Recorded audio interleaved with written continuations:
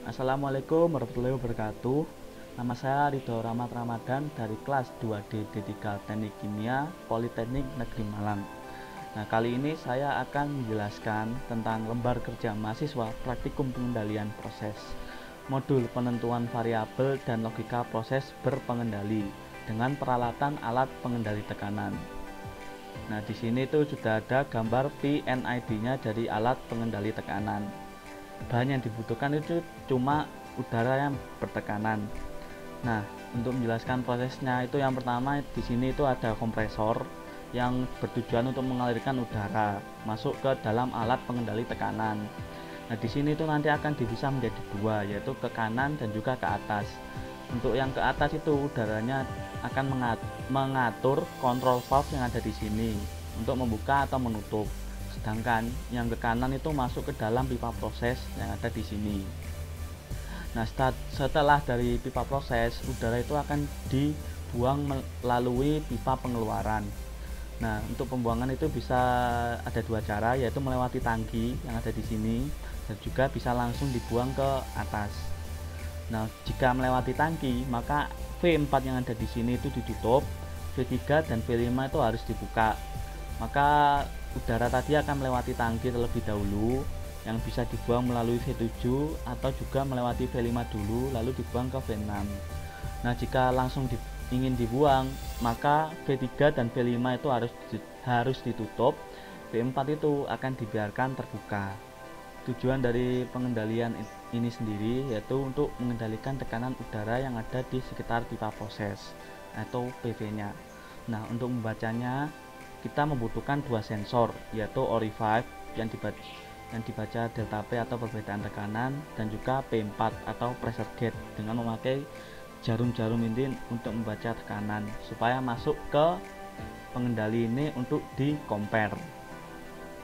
Nah, karena pengendali ini tidak bisa membaca bahasa tekanan, maka dibutuhkan alat atau sensor lagi bernama BI untuk mengubah tekanan menjadi arus.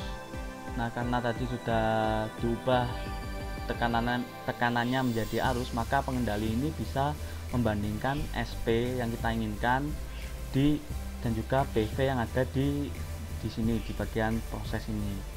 Nah, jika ada perbedaan nilai maka akan terjadi error. Nah, setelah terjadi error itu, maka pengendali ini memerintahkan MP.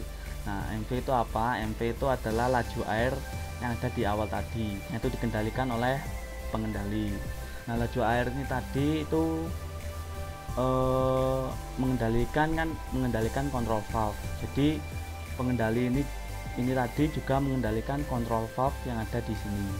Nah, karena kontrol valve itu tidak membaca bahasa arus dari pengendali, maka dibutuhkan alat yang bernama IP untuk mengubah arus menjadi tekanan supaya bisa dibaca oleh kontrol valve. Nah, kan tadi terjadi error, yaitu perbedaan antara SP dan juga PV.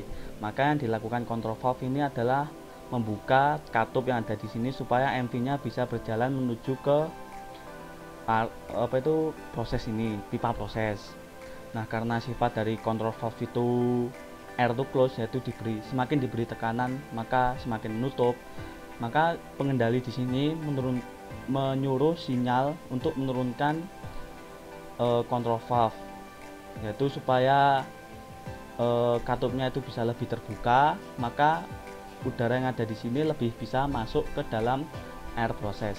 Maka PV-nya yang ada di sini itu bisa setara dengan SP.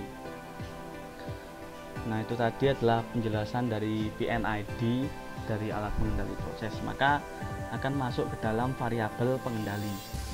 Nah, maaf ini tadi ada salah kata, yaitu ini harusnya manipulated variable bukan disturbance, yaitu laju air udara menuju ke pipa proses yang tadi.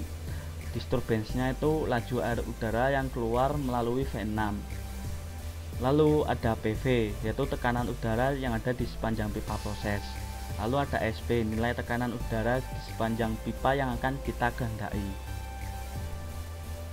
Lalu ada analogi proses dalam diagram blok, yaitu jika laju udara menuju orifice lebih besar, maka P4-nya itu semakin meningkat. Nah, jika bukaan V6 diperbesar, maka supaya PV sama dengan SP, maka laju udara diperbesar dengan membesarkan P2-nya.